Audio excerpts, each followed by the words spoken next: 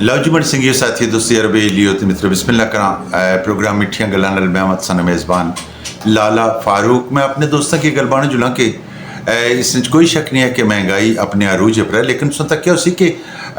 मैं दोस्तों की हमेशा ये गल आखना होना कि महंगाई की काबू किस तरह किया जाए। बिल्कुल जनाब, इस कोई शक नहीं है कि बड़ा आसानी ना काबू किया जा सकना वै, क्योंकि तकने च आया कि दोस्त अहबाब जिस वक्त भी खरीदारी करने ना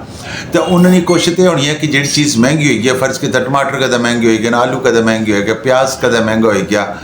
पेट्रोल कदा महंगा हो गया। अच्छा, जिस वक्त कोई चीज़ महंगी होनी है माड़े दोस्त अहबाब अपनिया जमाशुदा पूंजियां कढ़ी के ना तो फिर कोशिश करने नाने में गल सुनो इसकी असा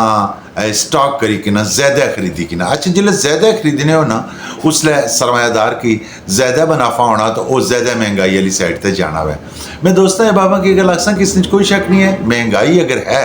फर्ज किया अगर तेल महंगा हो गया तो करवा लो तेल जड़ा वै वो अपने गड्डी मोटर सिर्फ उतना पवाओ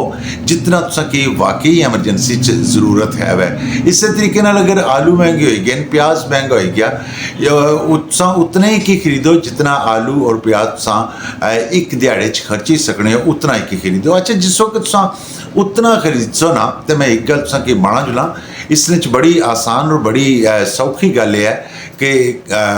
बेशुमार थोक वाले जोड़े दुकानदार ने या मंडियां वाले जोड़े लोग हैं ना उन्हें बहुत सारी चीज़ा फर्ज किया अगर प्याज महंगा हुआ तो प्याज उन्हें स्टॉक किए होना, और जो स्टॉक की चीज़ है वो बहुत काड़ा नहीं कढ़नी। चावल तो चलो स्टॉक अगर किया हुआ तो पुराना हो जाना, अच्छा हो जाना है, लेकिन जोड़े आलू प्याज या कोई ऐसा आइटम्स हैं वो ज़्यादा देर काड़ा नहीं कढ़नी। वो या तो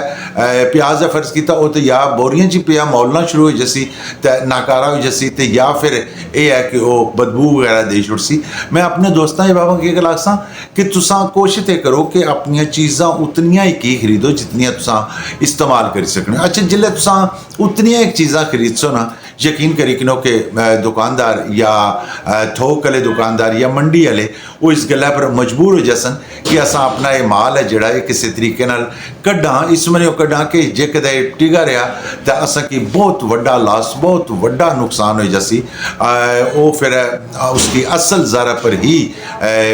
देना शुरू कर दे सन, और जे कदे असल ज़रा पर ही तुसा खरीदना है तो यकीन करो कि अपनी ख्वाहिशात की काबूज करो। थोड़ा सारा काबू अगर कर सो तो सिर्फ तुसा ना भला नहीं होना बल्कि तमाम कुलो दुनिया जितने भी हैं लोग मुसलमान जितने भी दुनिया वाले वसने पे यकीन करी कि उत्थे तक उन्हें फ़ायदा पहुँच सी सिर्फ तुसा ने थोड़ा सारा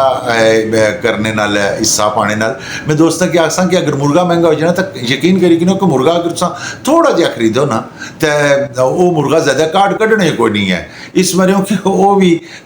जड़ा बीमार हो जाना या मरी जाना या अपना वजन बहुत ज़्यादा दे छोड़ना है। तुसा अगर अपनी ज़रूरत के मुताबिक खरीदो तो फिर मेरा ख्याल है कि काफ़ी सारे मामला ठीक हो सकते। खैर बहुत सारिया गल्लां करसा, अल्लाह पाक से हमेशा खुश खुरम रखा है। लाले फारूक की मिठियां गल्लां च दियो इजाज़त, अल्लाह सोने वाला है।